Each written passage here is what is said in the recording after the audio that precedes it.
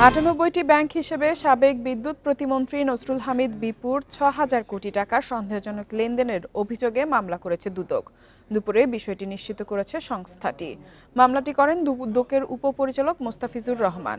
এজাহারে বলা হয়, নসরুল হামিদ ২০০৫ থেকে ২০২৪ সাল পর্যন্ত নিজ নামে ৯৮টি ব্যাংক হিসেবে মোট ৩,০৫৮ কোটি টাকা জমা এবং ৩,১৮০ কোটি টাকা উত্তোলন করেন, যা অস্বাভাবিক ও সন্দেহজনক লেনদেন। এছাড়া আয়কর নথি অনুযায়ী নসরুল হামিদের পারিবারিক ও অন্যান্য ব্যয় পাওয়া যায় মোট ১১ কোটি ৭২ লাখ টাকা।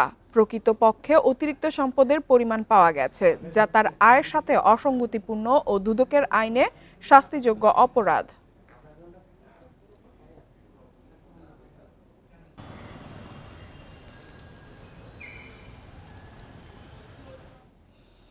এদিকে এবার দুর্নীতি দমন কমিশনের অনুসন্ধানের মুখোমুখি হতে যাচ্ছেন সদ্য সাবেক কমিশনার জহুরুল হক। দুদকের ইতিহাসে এই প্রথম নিজেদেরই কোনো কমিশনারের বিরুদ্ধে অনুসন্ধান হতে যাচ্ছে। দুদক সূত্র জানায়, ঘুষ দুর্নীতির মাধ্যমে অবৈধ সম্পদ অর্জনের অভিযোগ রয়েছে তার বিরুদ্ধে। সকালে কমিশনের বৈঠকে এই সিদ্ধান্ত নেওয়া হয়েছে। বিচারক হিসাবে কর্মজীবন শুরু করা জহিরুল হক পিলখানা হত্যাকাণ্ড সহ বিভিন্ন মামলার বিতর্কিত রায় দিয়ে সমালোচিত হয়েছিলেন। বিচার বিভাগ থেকে ২০১৪ সালের ৪ ডিসেম্বর দায়রা জজ হিসেবে অবসর গ্রহণ করেন। এরপর আওয়ামী লীগ সরকার তাকে প্রথমে বাংলাদেশ টেলিকমিউনিকেশন রেগুলেটরি কমিশন বিটিআরসির কমিশনার ও পরে চেয়ারম্যান নিযুক্ত করে। বিটিআরসির মেয়াদ শেষে ২০২১ সালে দুর্নীতি দমন কমিশনের কমিশনার হিসেবে নিযুক্ত করা হয় তাকে। আওয়ামী লীগ সরকারের পতনের পর গেল ১ নভেম্বর অন্য কমিশনার ও চেয়ারম্যানের সঙ্গে জহুরুল হকও পদত্যাগ করেন।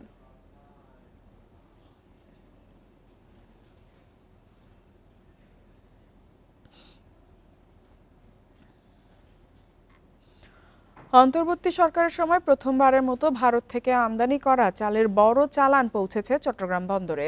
সকাল ৭টার দিকে বন্দরের ১১ নম্বর জেটিতে ভেড়ানো হয় চালবাহী জাহাজ এমভি তাসিন ড্রিম। প্রথম ধাপে ২৪,৫০০ টন চাল আসলেও দ্রুত পৌঁছাবে আরও ২৭,৫০০ টন। এতে চালের বাজারে দাম কমার আশা করছে খাদ্য মন্ত্রণালয়। চলতি অর্থবছরে ৬ লাখ মেট্রিক টন চাল আমদানির অনুমোদন দিয়েছে সরকার, যা ধাপে ধাপে আমদানি করা হবে। ইতোমধ্যে এই বিষয়ে আন্তর্জাতিক দরপত্রের মাধ্যমে চাল সংগ্রহ শুরু করেছে খাদ্য মন্ত্রণালয়। এই প্রেক্ষাপটে প্রথম ধাপে ভারতীয় প্রতিষ্ঠান থেকে কেনা হচ্ছে ৫২,৫০০ মেট্রিক টন সিদ্ধ চাল, যার ২৪,৫০০ মেট্রিক টন চট্টগ্রাম বন্দরে পৌঁছেছে বৃহস্পতিবার সকালে। খাদ্য মন্ত্রণালয় বলছে, ভারত থেকে চাল কেনা ও পরিবহন অধিকতর সাশ্রয়ী, তাই উন্মুক্ত দরপত্রে ভারতীয় প্রতিষ্ঠান থেকে চাল কেনার সিদ্ধান্ত হয়েছে। ভারত থেকে যে চালটা আসে সেটা একটু সাশ্রয়ী হয় আমাদের জন্য, যে কেউ অংশগ্রহণ করতে পারে দরপত্রে। আর জিটুজির বেসিসে যেটা আসে সেটা তো আমাদের যে সমস্ত দেশের সাথে এমইউ আছে, সাধারণত সেই সব দেশ থেকে কিন্তু সরকারি পর্যায়ে এই চালটা আমদানি করা হয়। গত ২২ ডিসেম্বর ভারতের কাকিনাড়া বন্দর থেকে এই চাল বোঝাই করে জাহাজ এমভি তানিস ড্রিম। প্রতিদিন ৩,০০০ মেট্রিক টন করে খালাস করার পরিকল্পনা রয়েছে। সেক্ষেত্রে এই ধাপে চাল খালাসের সময় লাগতে পারে অন্তত ৮ থেকে ১০ দিন। এই জাহাজটা আছে ইন্ডিয়ার কাকিনাড়া থেকে এবং এখানে ২৪,৬৯০ টন আছে। তো আমরা যেহেতু একটাই জাহাজের ক্রেন যদি একটা বা দুইটা কাজ ঠিক মতো করতে না পারে, তাহলে একটু দীর্ঘতিতে হবে, হয়তো ১০ দিনও লাগতে পারে। আগামী ১০ থেকে ১২ দিনের মধ্যে এই লটের বাকি চালও নিয়ে আসা হবে। আন্তর্জাতিক দরপত্রের মাধ্যমে কেনা চালের ৫২,০০০ মেট্রিক টনের মধ্যে প্রথম ধাপে এসেছে প্রায় ২৪,৯০০ মেট্রিক টন। খাদ্য মন্ত্রণালয় বলছে, বাজারে চালের যে ঊর্ধ্বগতি, এই চাল আসার কারণে তাতে একটি ইতিবাচক প্রভাব পড়বে। অনুপম শীল, ইন্ডিপেন্ডেন্ট নিউজ, চট্টগ্রাম। দেশে ফ্ল্যাটের বেচা কেনা কমেছে। ক্রেতারা বলছেন, উচ্চ মূল্যস্ফীতির সঙ্গে সুদহার বেশি হওয়ায় ইচ্ছে থাকলেও রাজধানীতে তারা স্বপ্নের আবাসন নিশ্চিত করতে পারছেন না। অন্যদিকে আবাসন কোম্পানিগুলো বলছে, গৃহ ঋণের সুদের হার এক অঙ্কের ঘরে এলে উপকৃত হবেন ক্রেতা এবং ব্যবসায়ীরা। দেশে শিল্প ও ব্যবসা বাণিজ্যে ঋণ বিতরণ কমেছে। ব্যাংক ঋণের সুদ হার বৃদ্ধি ও রাজনৈতিক পট পরিবর্তনকে এর কারণ হিসেবে দেখা হচ্ছে। ব্যাংক ঋণের সুদ হারের সীমা তুলে দেওয়ার পর অন্যান্য ঋণের সুদ হারের মতো গৃহ ঋণের সুদ হারও বাড়তি।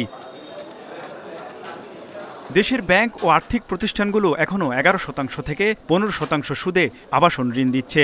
অন্যদিকে সরকারি প্রতিষ্ঠান হাউস বিল্ডিং ফিন্যান্সের ঢাকা ও চট্টগ্রাম এলাকায় ঋণের সুদ হার 9%। মূল্যস্ফীতির চাপ সামাল দিতে হিমশিম খাচ্ছে অনেকে, ফলে ঋণ নিয়ে স্বপ্নের ফ্ল্যাট কেনা থেকে ক্রেতাদের অনেকেই বিরত থাকছেন। যারা স্বল্প আয়ের মানুষ তারাও বেশি বেশি করে লোন নেওয়ার জন্য তাদের আগ্রহটা একটু বাড়তো। কর্পোরেট এগ্রিমেন্টের মাধ্যমে যদি ইন্টারেস্ট রেটটাকে সহনীয় পর্যায়ে নিয়ে আসা যায়, সেই ক্ষেত্রে লং টার্ম ইনভেস্টমেন্টের ক্ষেত্রে উভয় ক্ষেত্রেই ডেভেলপারও যেরকম লাভবান হবেন, কাস্টমারও সেরকম লাভবান হবে। গৃহঋণের এই উচ্চ সুদহারের কারণে আবাসন ব্যবসায় ভাটা পড়েছে বলেও মনে করছেন খাত সংশ্লিষ্টরা। এই সুদটা আপনার স্বল্প উপার্জিত আয় দিয়ে আপনার পক্ষে ইন টাইম পেমেন্ট করা আপনার জন্য দুরূহ হচ্ছে, যে কারণে অধিকাংশ মানুষ এখন ঋণের দিকে যেতে চাচ্ছে না। গ্রাহক যদি যতটুকু কমে পাবে সেটার ইম্প্যাক্ট আমাদের উপরেও পড়বে। যেটা সিঙ্গেল ডিজিটের মধ্যে থাকলে আসলে সবার জন্যই ভালো হয়। এদিকে ঋণের শর্ত সহজ করতে ব্যাংক, আর্থিক প্রতিষ্ঠান এবং আবাসন ব্যবসায়ীরা যৌথভাবে কাজ শুরু করেছে। আমাদের ঢাকা ব্যাংকের হোম লোনের ইন্টারেস্ট রেট খুবই কম্পিটিটিভ। এখন আমাদের হোম লোনের রেট অফ ইন্টারেস্ট আপনার 11%। প্রোফাইল বা সব কিছু মিলাই যদি মনে হয় সে আরও লং টার্ম প্রসেসে যাবে, তখন আমরা ব্যাংক ফ্যাসিলিটির মধ্যে তাকে অ্যাপ্লিকেশন করার একটা সুযোগ করে দিতে পারবো। বিশেষ একটি ছাড়ের ব্যবস্থা করছি এবং রিহাবে অসমোশিয়ার কোম্পানি অংশগ্রহণ করার পরে এটা বিশাল সাড়া পাইছি। বাংলাদেশ ব্যাংকের হিসেবে গত জুনের শেষে ব্যাংকগুলোতে আবাসন ঋণের গ্রাহক ছিল 49,844 জন। সেপ্টেম্বর শেষে গ্রাহক বেড়ে হয়েছে 59,402 জন। তৌহিদ রানা, ইন্ডিপেন্ডেন্ট নিউজ, ঢাকা। 6 ঘন্টার বেশি সময় ধরে পুড়ল সচিবালয়ের 7 নম্বর ভবন। ফায়ার সার্ভিসের 19টি ইউনিটের চেষ্টায় নিয়ন্ত্রণে এসেছে আগুন। ভবনের 6 তলা থেকে আগুনের সূত্রপাত বলে জানিয়েছেন স্বরাষ্ট্র উপদেষ্টা। তবে ঘটনার কারণ এখনো জানা যায়নি। এদিকে আগুন নিয়ন্ত্রণে কাজ করার সময় ট্রাক চাপায় নিহত হয়েছেন এক ফায়ার সার্ভিস কর্মী।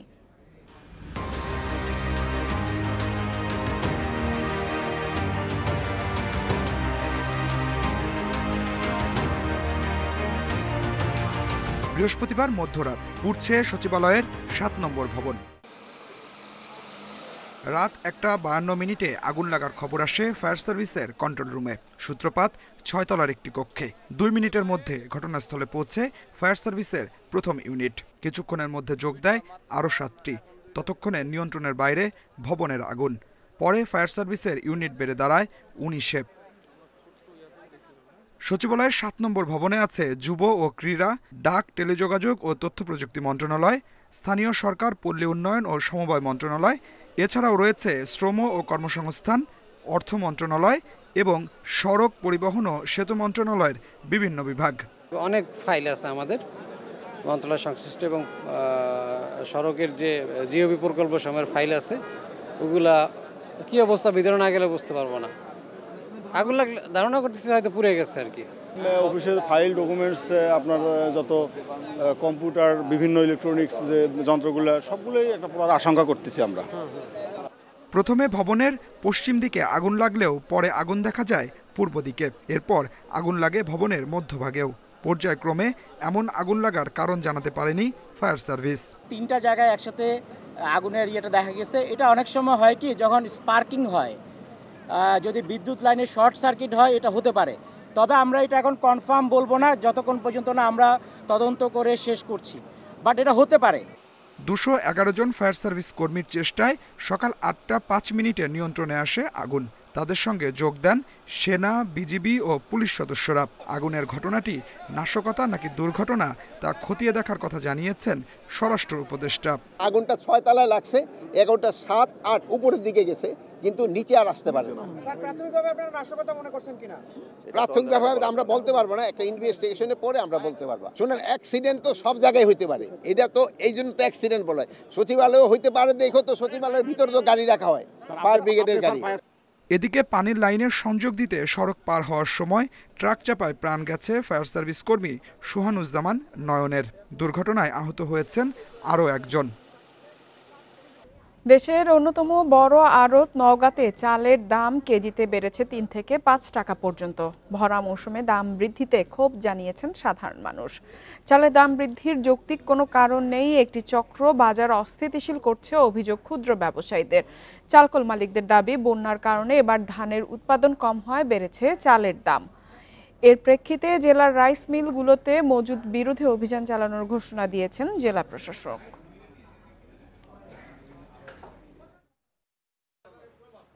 চালের দাম বাড়ার কারণ হচ্ছে কৃষক পর্যায়ে সব জিনিসের দাম বেশি, মানে সার, ফসফেট, ওষুধ, বড়ি এগুলো দ্বিগুণ দাম হয়ে গেছে, কিন্তু সেই অনুযায়ী জিনিসের দাম বাড়েনি। নওগাঁ জেলায় খবর পেয়েছি যে কি একটা চক্র চালকে ইলিগাল ভাবে মজুত করে দামটা একটু অস্থিতিশীল করার চেষ্টা করছে। সে কারণে আমরা আজকে থেকেই সকল চাল কল মিলে যেটা আমাদের সাসপেক্টেড এবং আমরা অভিযানে পাবো, সেগুলোতে আমরা অভিযান চালাচ্ছি। বাড়ি ৪ ও ৭ জাতের পেঁয়াজের চাষ জনপ্রিয় করতে বগুড়ার মশলা গবেষণা কেন্দ্র দেশের বিভিন্ন জেলায় চাষিদের মধ্যে কোকোপিটে তৈরির ৭ লাখ চারা বিনামূল্যে বিতরণ শুরু করেছে। বৃহস্পতিবার সকালে জেলার শিবগঞ্জে মশলা গবেষণা কেন্দ্র বগুড়া ও জয়পুরহাটের চাষিদের মধ্যে ৩ লাখ চারা বিতরণ করে। কোকোপিটে উৎপাদিত এসব চারা পেঁয়াজের ফলন ও মান ভালো হয় বলছেন কর্মকর্তারা। এই কেন্দ্র থেকে গাইবান্ধা সহ আরও কয়েকটি এলাকার চাষিদের মধ্যে আরও ৪ লাখ চারা বিনামূল্যে দেয়া হবে। আশা করা হচ্ছে চাষিদের বিনামূল্যে দেয়া চারা থেকে অন্তত ৭৫ টন পেঁয়াজ উৎপাদন হবে। সরকার ও সহযোগিতার সহায়তায় মশলা গবেষণা কেন্দ্র গত কয়েক বছর ধরেই কোকোপিটে পেঁয়াজের চারা চাষ করছেন। শেয়ার বাজারের খবর। সপ্তাহের শেষ কার্যদিবসে ঢাকার শেয়ার বাজারে বেড়েছে প্রধান মূল্য সূচক। এ সময় লেনদেন সামান্য বাড়লেও এখনও রয়েছে 200 কোটির ঘরে। অন্যদিকে চট্টগ্রাম শেয়ার বাজারে কমেছে সার্বিক সূচক ও লেনদেন। বৃহস্পতিবার লেনদেনের শুরু থেকে ইতিবাচক ঢাকা স্টক এক্সচেঞ্জ। প্রথম 5 মিনিটেই প্রধান সূচক বাড়ে 8 পয়েন্ট। এরপর শুরু হয় সূচকের উত্থান পতন। তবে দিন শেষে ডিএসইএক্স সূচক বেড়েছে 15.12 পয়েন্ট, অবস্থান করছে 5184 পয়েন্টে। সূচকের সঙ্গে ডিএসইতে আজ লেনদেনও বেড়েছে। আজ মোট লেনদেন হয়েছে 282 কোটি 19 লাখ টাকার শেয়ার। আগের দিনের চেয়ে লেনদেন বেড়েছে 6 কোটি 43 লাখ টাকা। হাত বদলে অংশ নেওয়া 396টি কোম্পানি ও মিউচুয়াল ফান্ডের মধ্যে দর বেড়েছে 187টির, কমেছে 128টির, অপরিবর্তিত রয়েছে 81টি প্রতিষ্ঠানের শেয়ারের দর। সবচেয়ে বেশি লেনদেন হওয়া প্রতিষ্ঠানের তালিকায় প্রথম ওরিয়েন্ট ইনফিউশন, দ্বিতীয় ওয়াইম্যাক্স ইলেকট্রোড, তৃতীয় অবস্থানে শিপিং কর্পোরেশন। শতাংশের দিক থেকে দরবৃদ্ধির তালিকায় প্রথম অবস্থানে উঠে এসেছে HR টেক্সটাইল, দ্বিতীয় বিকন ফার্মাসিউটিক্যাল, তৃতীয় অবস্থানে লিগেসি ফুটওয়্যার। অন্যদিকে চট্টগ্রাম স্টক এক্সচেঞ্জে সার্বিক সূচক কমেছে 53.78 পয়েন্ট, লেনদেন 9 কোটি 30 লাখ টাকার শেয়ার। ইফাতারা, independent news. এবারে জানাবো বিশ্বের প্রধান মুদ্রার সাথে টাকার আজকের বিনিময় হার। দর অপরিবর্তিত। যুক্তরাষ্ট্র ডলারের বিনিময় হয়েছে 120 টাকা, বেড়েছে যুক্তরাজ্যের পাউন্ডের দরও, বিনিময় হয়েছে 158 টাকা 13 পয়সায়। ইউরোর দরও বেড়েছে, বিনিময় হয়েছে 131 টাকা 9 পয়সায়। দর অপরিবর্তিত রয়েছে ভারতীয় রুপির, বিনিময় হয়েছে 1 টাকা 45 পয়সায়। সৌদি রিয়ালের দর বেড়েছে, বিনিময় হচ্ছে 32 টাকা 12 পয়সায়। কমেছে আরব আমিরাতের দিরহামের দর, বিনিময় হচ্ছে 32 টাকা 83 পয়সায়। এছাড়া বেড়েছে কুয়েতি দিনারের দর, বিনিময় হয়েছে 391 টাকা 69 পয়সায়। মালয়েশিয়ান রিঙ্গিতের দরও বেড়েছে, বিনিময় হয়েছে 27 টাকায়।